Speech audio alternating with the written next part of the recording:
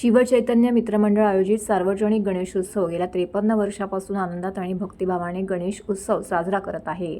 उत्सवाचे हे 54वे वर्ष आहे। मंगळवारी संध्याकाळी वागळेच्या राजाची वाजत गाजत भव्य अशी मिरवणूक काढण्यात आली। मिरवणुकीमध्ये पारंपरिक वाद्य, ढोल, ताशे, लेझीम, दांडपट्टा, वारकरी असे सर्व सहभागी झाले होते। ठाणे महानगरपालिकेचे माजी महापौर, शिवसेना सचिव संजय मोरे, नगरसेविका सुखदा मोरे यांच्या मार्गदर्शनाखाली हे शिवचैतन्य मंडळ कार्यरत आहे। उत्सवाच्या 10 दिवसात महिलांसाठी हळदी कुंकू, सत्यनारायण पूजा, महाप्रसाद तसेच विविध धार्मिक व सामाजिक उपक्रम राबवले जात आहेत। गेल्या 25 ते 30 वर्षापासून ही श्रेणीची शाडूमातीची मूर्ती या ठिकाणी बसवली जाते, तर देखावा हा पर्यावरणपूरक असा केला जातो। सर्व मंडळांनी मूर्ती शाडूमातीची आणि कमी उंचीची आणावी असं आवाहन यावेळी आयोजक संजय मोरे यांनी माध्यमांशी बोलताना मंडळांना केलं आहे।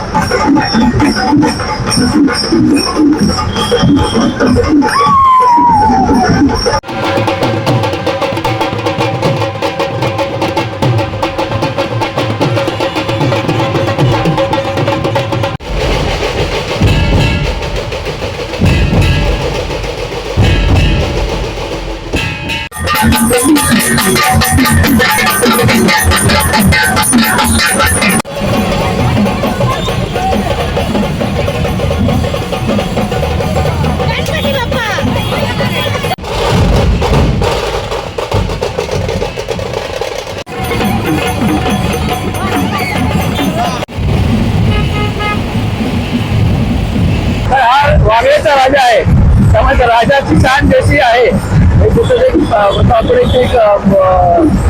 सगळ्या ह्याच्याप्रमाणे आम्ही तशी येतानाही वाजत आणतो, जातानाही वाजत आणि आता एक 54 वर्ष आहे, त्याचीच कृपा आहे, त्यामुळे सातत्य टिकलेलं आहे आणि त्यासाठी आम्हाला आमच्या सर्व जे काही मार्गदर्शक लोक आहेत त्यांचे सहकार्य असतात, त्यामुळे आम्ही एवढी वर्ष हा उत्सव साजरा करतोय।